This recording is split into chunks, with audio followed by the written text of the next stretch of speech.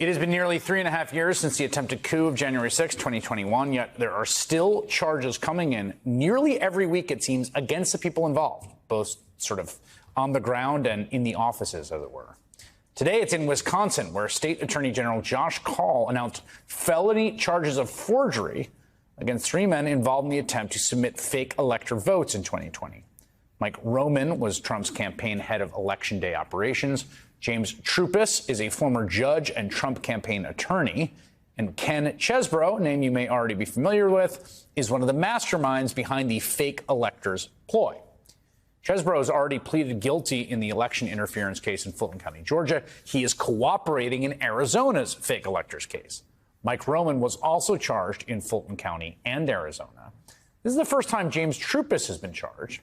He now joins dozens of other lesser-known defendants facing charges in the multiple fake elector schemes in Georgia, Michigan, Nevada, and Arizona. Now, of course, the reason those were happening in all those different states was one man who was behind it all, who was trying to stay in power against the will of the people, and has only been listed as an unindicted co-conspirator in Michigan and Arizona. He is, of course, facing charges in Fulton County, Georgia, and federal election interference charges. Currently, he's being essentially bailed out by the Supreme Court that seems intent on delaying the federal trial until after voters go to the polls in November. I'm joined now by MSNBC legal correspondent and former litigator Lisa Rubin. Lisa, good to have you here. Hey. Tell me about these charges brought by the Attorney General of Wisconsin today. So the Attorney General of Wisconsin has done something a little bit more surgical than we've seen in other states, only charging 3 individuals. You mentioned them by name: Ken Chesebro, Mike Roman, and Jim Troupis. But Wisconsin is the original sin in some ways, because Troupis and Chesebro were both people who were licensed to practice in Wisconsin. They knew one another. In mid-November is when Troupis and Chesebro first get together, and Chesebro says to Troupis, "Hey, I have this idea." And he writes the memo and shares it with Troupis. That's when Troupis says, "Hey, I think this has some traction. I'd like to float this with people in the national operation." And then sooner than he knows it, Ken Chesebro is enmeshed in very heady conversations with people who are then at the center of power and gravity in Trump world, people like Rudy Giuliani or people like Boris Epstein. So one of the things that I think is important for people to know is Wisconsin is where this fake elector scheme was launched. But it also has particular resonance because Ken Chesebro actually attended the fake electors meeting in Wisconsin. He went along for the ride. He took pictures of himself. There's video of him there. And then finally, his final act before going to January 6th and sort of tagging along with Alex Jones was to deliver the fake elector certificate from Wisconsin, to take it from a Republican Party of Wisconsin part-time staffer and then give them to another staffer on the Hill who was going to ensure that they got into the hands of Mike Pence's legislative liaison on the floor of the Senate. It was like, who can we trust? It was like a handoff. You'll remember that this They tried to recruit Ron Johnson, right? Correct. And the Republican Party staffer who was involved in this handoff, was sort of so nervous about the whole thing that she infamously texted, "I feel like a drug dealer." So I think one of the things that's important for people to understand is Ken Chesebro. The drop. She's talking about the drop. She's talking about the drop. And she says, "I feel like a drug dealer because," and I just want to stay on that for a second because that stuck out to me so much. We've seen that before. John Bolton described Rudy Giuliani's shenanigans and his off-book operation that was the subject of the first impeachment as, "I don't want to be involved in whatever Rudy's drug deal is." And what that term is, I know there's something illicit happening here. Yep. That is a way of, so when you have someone saying, "This feels like a drug deal," it's like, right, you understand that this is not on the level. No, this is not on the level. And in fact, one of the things that's also distinguishable here is that the 10 fake electors in Wisconsin, prior to the bringing of this indictment, were subject to a civil litigation brought by a number of people, including our friend and colleague Mary McCord, through Georgetown University. When they settled that litigation, they not only admitted wrongdoing, but essentially said, Biden is the lawfully elected president. We were told that we needed to do this in order to preserve the campaign's rights should it prevail in litigation. And we were tricked because we didn't understand that by signing this, they were going to continue the scheme irrespective of whether they won or lost the litigation.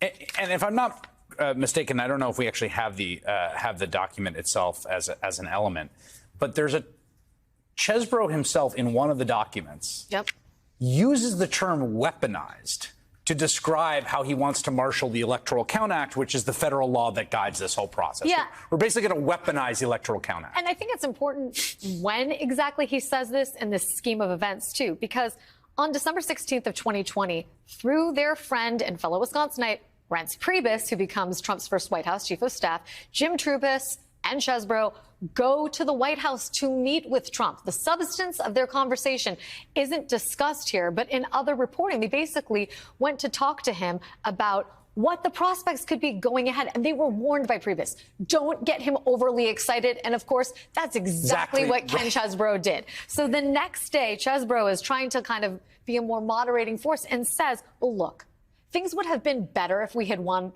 litigation, particularly in Wisconsin and other courts. But we still have a chance if we can weaponize the Electoral Count Act and sort of use it as a cudgel to show that these Democrats are relying on a clearly unconstitutional law to circumscribe the rights of people to debate this in the Senate.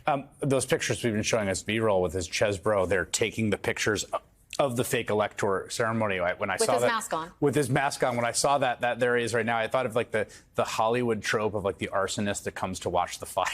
It's like there he is, taking it all in, taking it in his handiwork. Lisa Rubin, thank you very much. Thank you. In an interview with Time magazine, President Joe Biden was asked whether Israeli Prime Minister Benjamin Netanyahu is prolonging the siege of Gaza for his own political gain. Biden responded, "There is every reason for people to draw that conclusion." This comes after the Times of Israel recently reported that an aide for Netanyahu told families of the hostages currently in Gaza that Netanyahu's government will not agree to end its war in Gaza in exchange for a deal to release those remaining in captivity. We should say that was a week ago. Two far-right parties that are part of Netanyahu's governing coalition are explicitly threatening to quit the government if the deal is accepted, which would then collapse the Netanyahu government entirely.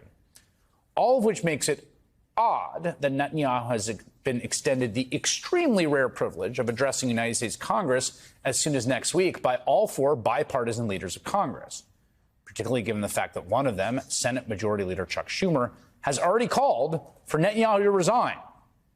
And the fact that Netanyahu has spent his entire career actively working to get Republicans elected over Democrats here in the U.S., to say nothing of the moral catastrophe that his war in Gaza has wrought on Palestinians, where the chief prosecutor of the International Criminal Court is seeking an arrest warrant for Netanyahu on allegations of war crimes.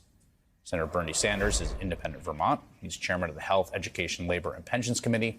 He recently announced he will not be attending Netanyahu's speech before Congress.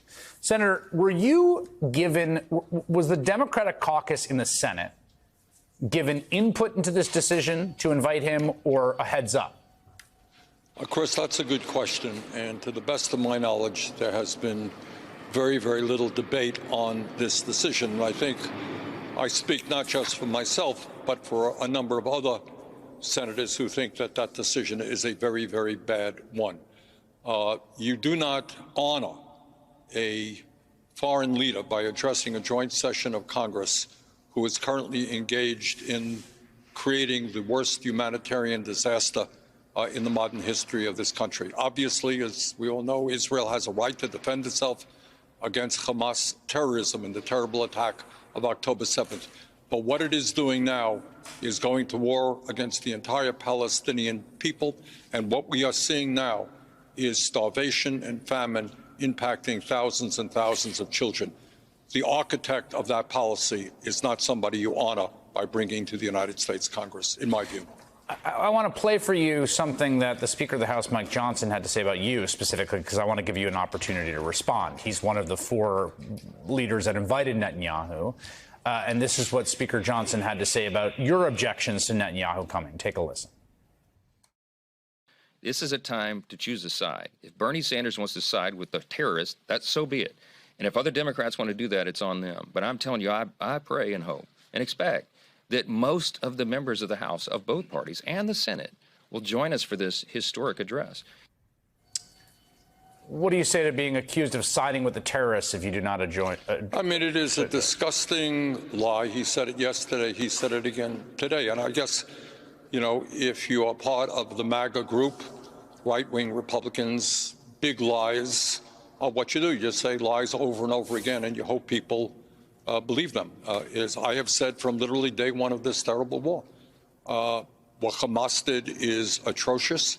Sinwar, the leader of Hamas, is a war criminal. He should be in jail. And Israel had every right in the world to defend itself against Hamas. But what Johnson is doing is what right-wing people always do. Back in the day, if you stood up for civil rights or social justice, they called you a communist. If you are prepared to take on Netanyahu's outrageous war against the Palestinian people, I suppose now they claim that you're sympathetic to terrorism. It is a lie, and I really am not happy with what he is saying. It's more than rhetoric. I should note that the House today, a bipartisan vote, a minority of Democrats voting for this provision, I think only about 40, and a vast majority of Republicans voting for it. They passed legislation today that would impose sanctions against the International Criminal Court for its move to issue arrest warrants for Prime Minister Benjamin Netanyahu and other officials for war crimes in the nation's war against Hamas. The bill is unlikely to get a vote in Democratic-controlled Senate, but since I have you here, I suspect you would not support that, but I want to ask you what you think about the House passing. I mean, needless to say, I wouldn't support it. And it's a terrible idea. What the function of the ICC is, Chris, as you know, is to implement international law, Geneva Convention and other laws that were established after the horrors of World War II.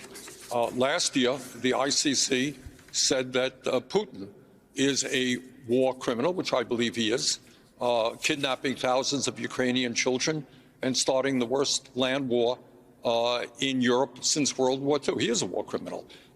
Recently, last month, they said that Sinwar, the leader of Hamas, is a war criminal for having started this war and the terrible atrocities against innocent Israelis. He is. But you know what?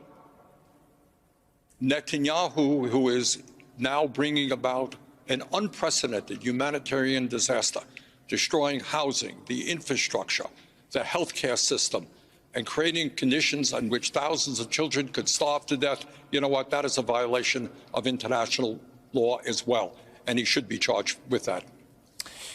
The president came forward and announced an endorsement of the contours of a deal that had been a deal, as far as my understanding, and there's a lot of back and forth on this, so none of this it's a little hard to nail down, but the contours of a deal between Israel and Hamas for release of hostages in exchange for a cessation of hostilities, essentially, for some period of time, and then maybe that transitions. It seemed he was attempting to try to stop both sides from backing out of the deal publicly. What is your reaction to him attempting to do that, and do you have hope that this could happen? Well, look, I disagree with the president's general policies toward Israel and what's happening in Gaza, but he is trying on occasion to do the right thing. And I think anyone who is aware of the level of suffering and destruction now in Gaza wants an immediate ceasefire. You need massive amounts of humanitarian aid to save, thousands and thousands of children. And of course, Netanyahu, as usual, undermines the president of the United States. And by the way, let's all be clear.